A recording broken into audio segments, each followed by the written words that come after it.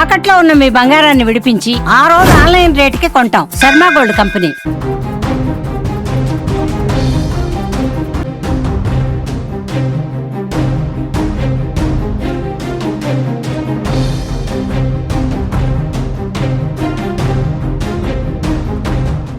జమ్మూ కాశ్మీర్లో మరో తెలుగు జవాన్ మరణం విషాదాన్ని నింపుతోంది.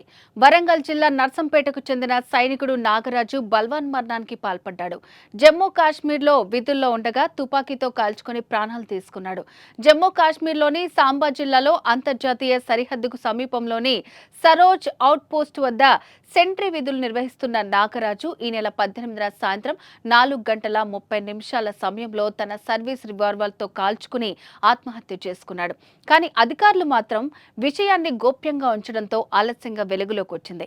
మంగళవారం నాగరాజు పార్థివ దేహం స్వగ్రామానికి చేరుకుంది. నాగరాజు మరణంతో నర్సంపేటలో విషాద ఛాయలు అలుముకున్నాయి. కుటుంబ సభ్యులు, స్నేహితులు, గ్రామస్తులు ఆయనను కోల్పోవడంతో శోక సంద్రంలో మునిగిపోయారు. నాగరాజు తల్లిదండ్రులు, భార్య, బంధువులు కన్నీరు మున్నీరవుతున్నారు. కుటుంబ కలహాలే ఆత్మహత్యకు కారణమని భావిస్తున్నారు.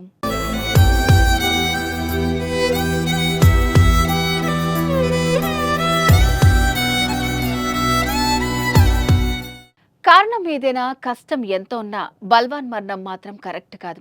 స్కూల్, కాలేజ్ చదివే పిల్లల నుంచి 60 ఏళ్ల వృద్ధుల వరకు వివిధ కారణాలతో చనిపోతున్నారు.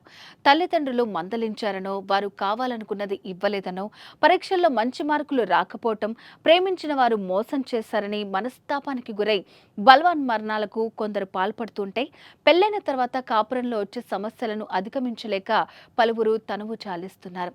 భార్య మోసం చేసిందని, భర్త బాధలు భరించలేకపోతున్నామని ఇలా వివిధ కారణాలతో ప్రాణాలు తీసుకుంటున్నారు.